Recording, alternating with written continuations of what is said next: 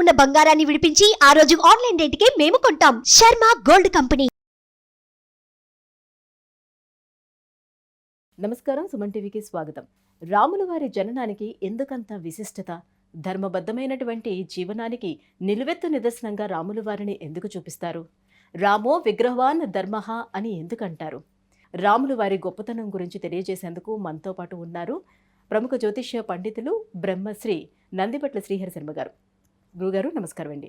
వాగర్థావివ సంపృక్తౌ వాగర్థ ప్రతిపత్తయే జగతః పితరౌ వందే పార్వతీ పరమేశ్వరౌ సదాశివసమారంభాం శంకరాచార్య మధ్యమాం అస్మదాచార్యపర్యంతం వందే గురుపరంపరాం. ఆదిత్యాయ చ సోమాయ మంగళాయ బుధాయ చ గురుశుక్రశనిభ్యశ్చ రాహవే కేతవే నమః. గురుగారు, రాముడి యొక్క పేరును తలుచుకుంటే చాలు మనసంతా కూడా పులికించిపోతూ ఉంటుంది. అటువంటి రాముడి యొక్క గొప్పతనం గురించి ఈ శ్రీరామనవమి సందర్భంగా మా అందరికీ తెలియజేస్తారా? శ్రీరాముడు ఈ పేరు వింటేనే యావత్ సనాతన ధర్మం అంతా కూడాను పులకించిపోతుంది. ఒక తండ్రి అనుకుంటాడు, నాకు రాముడు లాంటి కొడుకు కావాలి అని. ఒక అమ్మాయి అనుకుంటుంది, రాముడు లాంటి ఏకపత్నీవ్రతుడైనటువంటి భర్త లభించాలి అని చెప్పి. ఒక సంతానం కూడా అనుకుంటుంది, నాకు రాముడు లాంటి తండ్రి కావాలని. ప్రజలందరూ కూడా రాముడి పాలనలా ఉండాలని చెప్పి కోరుకున్నటువంటిది. అందుకనే ఇప్పటికీ కూడా ఎవరైనా గొప్పగా పరిపాలిస్తే రామరాజ్యంలా పరిపాలించారు అని అంటుంటారు. వీడండి తండ్రికి తగ్గ తనయుడు, తండ్రికి తగ్గ కొడుకు అని చెప్పి గొప్పగా చెప్పుకుంటారు. రాముడు అంతటి వాడని చెప్పుకుంటుంటారు. ఇదంతటికీ కారణం ఏంటంటే ఆ రాముల వారి యొక్క దివ్య చరిత్రము. ఒక వ్యక్తి యొక్క విశిష్టత, ఒక వ్యక్తి యొక్క గుణగణాలు, అలాగే ఒక వ్యక్తి యొక్క జీవిత చరిత్ర గురించి తెలుసుకోవాలి అనుకున్నప్పుడు మనకు ప్రధానంగా కావాల్సినటువంటిది జాతక విశ్లేషణలో భాగంగా తెలుస్తుంది. ఆ జాతకం అన్నప్పుడు ఆ వ్యక్తి యొక్క పుట్టినటువంటి సమయం నుంచి ఉన్నటువంటి గ్రహాల యొక్క స్థితిగతులను బట్టి మనకు తెలుస్తుంది. 5000 సంవత్సరాల క్రితం మనకు ఈ జరిగినటువంటి రాముని గాథలో మనకు వాల్మీకి వారు మనకు ఈ బాలరామాయణంలోనే మనకు అందించడం జరిగింది. రాముల వారు పుట్టినటువంటి సందర్భంలో ఉన్నటువంటి గ్రహాల యొక్క స్థితిగతులను బట్టి చెప్పడం జరిగింది. ఏమని? కర్కాటక లగ్నం, పునర్వసు నక్షత్రం 4వ పాదంలో జన్మించినటువంటి వాడు రాముడు.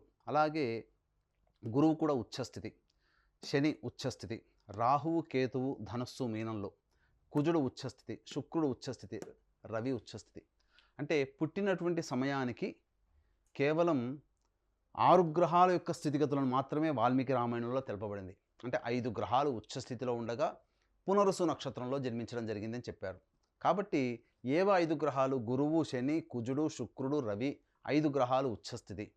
ఇక చంద్రుడి స్థితి ఎలాగో తెలుస్తుంది. మిగతా 3 గ్రహాల యొక్క స్థితిగతులను మాత్రం మనకు అందులో చెప్పబడలేదు. కాకపోతే రాములు వారి యొక్క గాథని, వారి యొక్క సంబంధించినటువంటి చరిత్ర అంతా చూసిన తర్వాత బుధుడు ఇక్కడ లాభస్థానంలో కానీ లేదా నవమ స్థానంలో కానీ స్థితి పొంది ఉండాలి. ఎందుకంటే రవితో పాటు ఎప్పుడూ బుధుడు ఉంటాడు. రవితో కలిసన్నా ఉంటాడు, రవి వెనకాలైనా ఉంటాడు, లేదా రవి తర్వాతనైనా కొన్ని సందర్భాల్లో ఉంటాడు. కాబట్టి ఇక కేతువు, రాహు, ఈ రాహు కేతుల యొక్క స్థితిగతులను కూడా వారి యొక్క దివ్య చరిత్రను బట్టి మనం అర్థం చేసుకోవాల్సినటువంటిది. ఇక గమనించుకున్నట్లయితే పునర్వసు నక్షత్రం 4వ పాదంలో జన్మించారు. అంటే పుత్రకామేష్టి యాగము చేసిన తరువాత దశరథుడికి సంవత్సర కాలానికి కాను వీరి యొక్క బీజము పడలేదు. కాబట్టి పునర్వసు నక్షత్రం అదితి నక్షత్రం, అధిపతి అదితి అంటే దేవగణానికి సంబంధించినటువంటిది. పునర్వసు నక్షత్రం 4వ పాదంలో జన్మించినటువంటి రాముల వారికి గమనించుకున్నట్లయితే 4 సంవత్సరాలు గురు మహాదశ బ్యాలెన్స్ ఉంటుంది. తర్వాత వచ్చిందంతా కూడాను శని మహాదశ. గురుగారు, రాముడు సాక్షాత్తు మనకి శ్రీ మహావిష్ణువు యొక్క స్వరూపమే. అటువంటి రాముడు జన్మించినటువంటి పునర్వసు నక్షత్రంలో ఎవరైనా పుడితే వాళ్ళకి సమస్యలు ఉంటాయి అని అంటూ ఉంటారు. ఇది నిజమే అంటారా? దశరథుల వారికి రాముడి జననము పుత్రకామేష్టి యాగం జరిగిన సంవత్సరం తర్వాత జన్మించడం జరిగింది. ఆ సమయానికి ఉన్నటువంటి గ్రహస్థితుల ప్రకారము రాముల వారు పునర్వసు నక్షత్రం 4వ పాదంలో జన్మించడం. పునర్వసు నక్షత్రానికి అదితి దేవత అధిపతిగా ఉంటుంది. కాబట్టి 4 సంవత్సరాలు బ్యాలెన్స్. తదుపరి ఉన్నటువంటిదంతా కూడాను శని మహాదశ. ఇక తర్వాత ఈ శని మహాదశలోనే రాముల వారు సంబంధించినటువంటిది పూర్తిగా అస్త్రశస్త్ర విద్యా పారంగుతుడైవ్వడం, బాల్యం నుంచి యవ్వనం వరకు ఇవన్నీ కూడా జరిగిపోయాయి. ఈ శని మహాదశలోనే వివాహం కూడా జరిగింది. ఇక్కడ ప్రధానంగా గమనించుకోవాల్సిన అంశము లగ్నంలో గురువు చంద్రుడు. లగ్నాధిపతి లగ్నంలోనే ఉండడం ఒక గొప్ప యోగం అండి. ఎందుకనంటే ఒక వ్యక్తి యొక్క ధీరోదాత్తత అన్నీ కూడాను ఈ యొక్క లక్షణాలన్నీ కూడాను లగ్నమే బలమైనప్పుడు లగ్నాధిపతి కూడా లగ్నంనే ఉంటే చాలా బలవంతమైనటువంటి యోగదాయకంగా జాతక శాస్త్రం ప్రకారం చెప్పబడుతుంది. ఇక జాతక శాస్త్రంలో ప్రధానంగా మనం గమనించుకోవాల్సింది పంచమహాపురుష యోగాలు. ఈ పంచమహాపురుష యోగాలకు తోడు కూడా ఇక గురువు కూడాను స్థితి పొంది ఉండడం, గజకేసరి యోగము, అమల యోగము, విమల యోగము, అలాగే ఈ సంబంధించినటువంటి శశయోగము, రుచక యోగము, ఇలా 5 రకాలైనటువంటి యోగాలన్నీ కూడాను వీరికి సంబంధించినటువంటి జాతకంలో ప్రస్ఫుటమవుతున్నాయి. ఇక లగ్నంలో ఉన్నటువంటి గురువును చూసుకున్నట్లయితే లగ్నంలో ఉన్నటువంటి గురువు షష్టమాధిపతి, నవమాధిపతి. సహజంగానే గురువు తెలివితేటలకి జ్ఞానానికి కారకుడు. అలాగే జ్ఞాన సముపార్జనకి స్థానమైనటువంటి నవమాధిపతి అయినటువంటి గురువు లగ్నంలోనే ఉండడం గొప్ప జ్ఞానవంతుడు అని చెప్పవచ్చు. అలాగే లగ్నాధిపతి మరియు గురువు చంద్రులు కలిసి ఉండడం గజకేసరి యోగం. గజకేసరి యోగం అంటే ఇక్కడ మనం చెప్పుకోవాల్సినటువంటిది గజము అంటే ఏనుగు, అంటే అడవిలలో ఉన్నటువంటి జంతువులకెల్లా మహాబలశాలి ఏనుగు. అలాగే సింహంలా గర్జించడం, పరాక్రమాన్ని చూపడం అనేటువంటిది అవసర సమయంలో కేసరి అనగా సింహాన్ని సూచిస్తుంది. కాబట్టి గొప్ప పరాక్రమవంతుడు. అలాగే సందర్భం ఉన్నప్పుడు తన యొక్క ధీరోదాత్తమైనటువంటి చర్యలతో శత్రువుల్ని మట్టుబెట్టేటువంటి పరిస్థితి అని చెప్పవచ్చు. ఇక షష్టమాధిపతి, ముఖ్యంగా ఈ షష్టమాధిపతి కూడా గురువుకి రావడం ఈ చేత లగ్నంలోనే ఉండడం చేత వీరికి విరివిగా శత్రువులు ఉంటారు అని చెప్పి మనకు చెప్పబడుతుంది. అటువంటి శత్రువులు కూడా అంతే బలశాలులైనటువంటి శత్రువులు, అనగా రాముడితో సమానమైనటువంటి శత్రువులు అని చెప్పవచ్చు. అందుకని మీరు గమనించుకుంటే రావణాసుడి యొక్క జాతకాన్ని కూడా చూసుకున్నట్లయితే రావణాసుడు కూడా ఇంచుమించు రావణాసుడి జాతకంలో కూడా 5 గ్రహాలు ఉచ్చస్థితిలో ఉన్నాయి. కాకపోతే కొన్ని గ్రహాల యొక్క స్థితిగతుల మార్పు వలన రాముడి కంటే కాస్త తక్కువైనటువంటి జాతకంగా చెప్పవచ్చు. గమనించుకున్నట్లయితే రావణాసుడి జాతకంలో కూడా లగ్నంలో రవి, బుధుడు, అలాగే కుజుడు ఉచ్చస్థితి, శుక్రుడు ఉచ్చస్థితి, గురువు, చంద్రుడు కలిసి ఉండడం. కాకపోతే లగ్నాత్తు సప్తమంలో శని వక్రీకరించి ఉండడం, అలాగే ఇక్కడ రాహుకేతుల యొక్క ప్లేస్మెంట్స్ చేరిపోయాయి. రాహు మిథునంలో, కేతువు ధనుస్సులో. గమనించుకున్నట్లయితే ఈ యొక్క స్థితిగతుల వలన కేవలం లగ్నాత్తు సప్తమాధిపతి అయినటువంటి శుక్ర భగవానుడు వ్యయస్థానంలో ఉండి విపరీతమైనటువంటి కామవాంఛని సూచించేటువంటి గ్రహంగా రావణాసుడికి ఏర్పడడం, అలాగే లగ్నాత్తు సప్తమంలో శని ఉచ్చస్థితి పొంది వక్రీకరించి ఉండడం, లగ్నానికి సంబంధించినటువంటిది శత్రువు అయినటువంటి శని స్థితి పొంది ఉండడం. కాబట్టి ఎప్పుడు కూడాను ఇతరులతో గొడవలు పడుతూ ఉండడము, అలాగే స్త్రీల పట్ల విపరీతమైన కామవాంఛ కలిగి ఉన్నటువంటి కారణం చేత ఎక్కువగా ఇతను కష్టాలు పడి తన మరణాన్ని తానే తెచ్చుకొని ఉన్నాడు. ఇది ఈ రావణాసుడి యొక్క జాతకం. కాకపోతే రావణాసుడు కూడా గొప్ప జ్ఞానవంతుడు అని చెప్పవచ్చు. ఎందుకంటే గ్రహాల యొక్క స్థితిగతులను బట్టి గొప్ప జ్యోతిష్య శాస్త్రవేత్త, సకల కళా కోవిదుడు, అన్ని రంగాలలో రాజనీతిలో అన్నిట్లో కూడాను ప్రజల్ని కూడా చాలా కన్నబిడ్డలుగా చూసుకున్నటువంటి వాడు. కాకపోతే మహాయోగ పురుషుడు, భోగ పురుషుడు అని చెప్పొచ్చు. ఎందుకంటే శుక్రుడు ఉచ్చస్థితిలో వ్యయస్థానంలో ఉండడం చేత రాముల వారి కంటే కూడా రావణాసురుడు పట్టిందల్లా బంగారం అయ్యేటట్టుగా, అలాగే అన్ని రకాలుగా సుఖభోగాలు అనుభవించాడు. కానీ రాముల వారి జాతకం చూసుకుంటే ఇక్కడ గమనించుకున్నట్లయితే షష్టమాధిపతి, శత్రుస్థానాధిపతి అయినటువంటి గురువు లగ్నంలోనే ఉండడం, శత్రుస్థానంలో రాహు ఉండడం, అలాగే ఇక్కడ కుజుడు లగ్నాన్ని వీక్షించడం. ఈ కారణం చేత అతని యొక్క ఆయుధము ధనుస్సు అయింది. ఎందుకనంటే ధనుస్సు రాశి అధిపతి అయినట్టుగా యుద్ధానికి ప్రతీక అయినటువంటి షష్టమ స్థానాధిపతి లగ్నంలో ఉండడం ఈ కారణం చేత ధనుస్సు ఆయుధంగా పట్టి మనకు ఎల్లవేళలా అలాగే కనిపిస్తుంటాడు. అందుకని మీరు గమనించుకున్నట్లయితే రాముల వారిని చూసుకుంటే ఎల్లప్పుడూ ధనుర్ధారి అయి ఉన్న చిత్రపటములే మనకు ఉంటాయి తప్ప కృష్ణుడు, రాధ, కృష్ణుడు అలాగే సత్యభామలాగా ఉన్నట్టుగా కనిపించవు. కారణం ఏంటంటే ధనుర్ధారి అయినటువంటి రావణుడు, ఎందుకంటే ఎప్పుడు ధనుస్సుని పట్టుకుంటాడంటే శత్రువుల్ని చీల్చి చెందడానికి ప్రతీక అయినటువంటి విధంగా ధనుస్సుని ధరించి ఉంటాడు. ఇక ఈ రాముల వారి జాతకంలో గమనించుకున్నట్లయితే ప్రధానంగా బాల్యంలో ఎక్కువగా బయటికి వెళ్ళి విద్యను అభ్యసించడం, అలాగే బయట ఉన్నటువంటి దుష్ట శిక్షణ చేసి రావడం అనేటువంటిది శని మహాదశలో జరిగింది. ఇక్కడ గమనించుకున్నట్లయితే చతుర్థ స్థానము తల్లి స్థానము, అలాగే విద్యాస్థానము. ఇక్కడ సప్తమ అష్టమాధిపతి అయినటువంటి శని చతుర్థ స్థానంలో ఉచ్చస్థితి పొంది ఉండడం, అలాగే చతుర్థాధిపతి అయినటువంటి శుక్రుడు భాగ్యస్థానంలో ఉచ్చస్థితి పొందడం. ఈ కారణం చేత ప్రధానంగా శని మహాదశలో తన గృహం నుంచి బయటికి వెళ్ళడం జరిగింది. చిన్నతనంలోనే వెళ్ళి జ్ఞాన సముపార్జన, విద్యా సముపార్జన చేసి తిరిగి ఆ విద్యా సముపార్జన చేసి దుష్ట శిక్షణ చేసి వస్తున్నటువంటి క్రమంలోనే వివాహం కూడా శని మహాదశలోనే జరిగింది. కాబట్టి ఇక్కడ గమనించుకోవాల్సినటువంటి అంశం ఏంటంటే ఈ శని మహాదశలో ప్రధానంగా ఈ వివాహం కూడా జరిగిపోవడం ఒక గొప్ప యోగంగా చెప్పవచ్చు. అయితే వీరి వివాహ స్థానానికంటే ముందు తల్లి స్థానంలో ఉన్నటువంటి చిన్నపాటి దోషం. ఎందుకనంటే ఇక్కడ ప్రధానంగా ఈ సంబంధించినటువంటి తల్లి ఈ యొక్క అనగా కౌసల్యాదేవి జన్మనిచ్చిన కైకేయి చాలా గొప్పగా ప్రేమగా పెంచింది. కానీ తల్లియే కారణమైంది వనవాసాలకు వెళ్ళడానికి.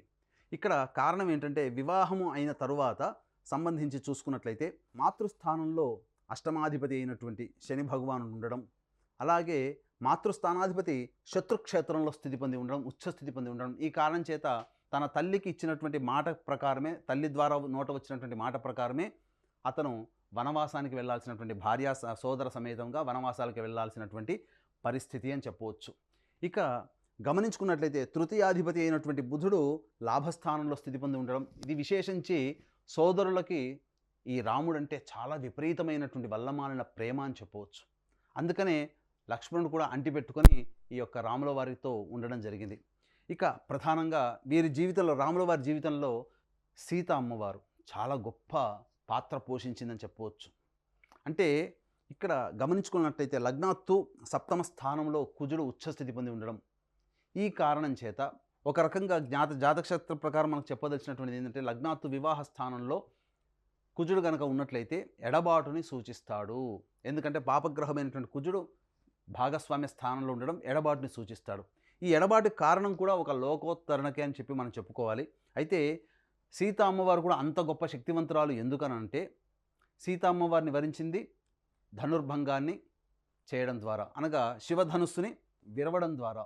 అంటే సీతమ్మవారి తండ్రి జనకుల వారు ఒక సందర్భంలో చూశారు, శివధనుస్సుని అవలీలగా ఎత్తిన తర్వాత నా కూతురంతటి పరాక్రమంతో సమానమైనటువంటి వాడితో వివాహం జరిపించాలని చెప్పి శివధనుస్సుని విరిచినటువంటి వ్యక్తిచే ఈ యొక్క అమ్మాయిని వివాహం చేస్తానని చెప్పి రాయబారాన్ని పంపడం, ఈ విధంగా స్వయంవరం ప్రకటించడం. ఆ విధంగా రాముల వారు విశ్వామిత్రుల వారితో సహా వెళ్ళి ఈ విధంగా అమ్మవారిని చేపట్టడం జరిగింది. దీనికి కారణము సప్తమాధిపతి అయినటువంటి శని ఉచ్చస్థితిలో ఉండడం, శని ఉన్నటువంటి రాష్ట్రాధిపతి అయినటువంటి శుక్రుడు భాగ్యస్థానంలో ఉచ్చస్థితి పొంది ఉండడం, ఈ కారణం చేత సీతమ్మవారు కూడా సమానమైనటువంటి శక్తివంతురాలు అని చెప్పడం జరిగింది.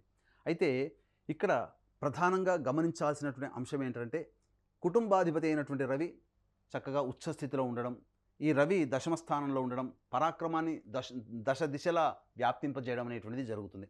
అయితే ఇక్కడ ఓవరాల్గా గమనించుకున్నట్లయితే బుధ మహర్దశ రాగానే వీరు ఉన్నటువంటి గ్రామం నుంచి అనగా రాజ్యం నుంచి బయటికి వెళ్ళాల్సినటువంటి పరిస్థితి. దేనికి అధిపతి? లగ్నాత్తు తృతీయ వ్యయాధిపతి అయినటువంటి బుధుని యొక్క దశ ప్రారంభమైంది. మొట్టమొదట పుట్టడంతోనే 4 సంవత్సరాలు గురు మహాదశ, 19 సంవత్సరాలు శని మహాదశ, శని మహాదశ అయిపోగానే బుధ మహర్దశ ప్రారంభమైంది. అనగా చూసుకున్నట్లయితే 19 + 4 23, 23 సంవత్సరాలలో తర్వాత భార్యతో సహా అనగా వివాహమైంది 23 సంవత్సరాల లోపలనే వివాహం అయిపోయింది రాముల వారికి. ఎందుకనంటే సప్తమాధిపతి వివాహ స్థానాధిపతి దశలోనే వివాహం జరిగింది. కానీ వివాహం జరిగిన తర్వాత మన సినిమాలో చూస్తే నాటకీయంగా వెంబడి వెళ్ళిపోయారని అంటారు. కానీ వివాహం జరిగిన తర్వాత కూడా కొంతకాలం సంసారం చేశారు. అయితే ఇక్కడ వివాహం జరిగిన తర్వాత వనవాసానికి వెళ్ళేటువంటి సమయంలో అమ్మవారు చెప్పింది, వనవాసానికి వెళ్ళే సమయంలో మమ భర్తృ వర్షాత్ 25 మమ వర్ష 28 అని చెప్పింది. అంటే ఏంటి? వనవాసానికి వెళ్ళేటువంటి సమయంలో నా భర్త వయస్సు 25 సంవత్సరాలు, నా వయస్సు 18 సంవత్సరాలు అని చెప్పి అమ్మవారు చెప్పింది. కానీ చాలామందికి ఈ రోజుల్లో ఉన్నటువంటిది ఏంటంటే రాముల వారి కంటే సీత అమ్మవారు పెద్దదేమో అని చెప్పి ఒక నానుడు కూడా ఉంది. తప్పండి. రాముల వారు వనవాసానికి వెళ్ళే సమయంలో రాముల వారికి 25 సంవత్సరాలు ఉన్నాయి. ఆ సమయానికి అమ్మవారికి వివాహమై అమ్మవారికి వనవాసానికి వెళ్ళే సమయంలో 18 సంవత్సరాలు ఉన్నాయి. కాబట్టి బుధ మహర్దశలో వీరు వనవాసానికి వెళ్ళడం, ఈ బుధ మహర్దశలోనే సంహరించి రావడం, ఎవరిని? రావణాసుర సంహారం కూడా జరిగి ఈ యొక్క భూలోకాన్ని రక్షించడం జరిగింది.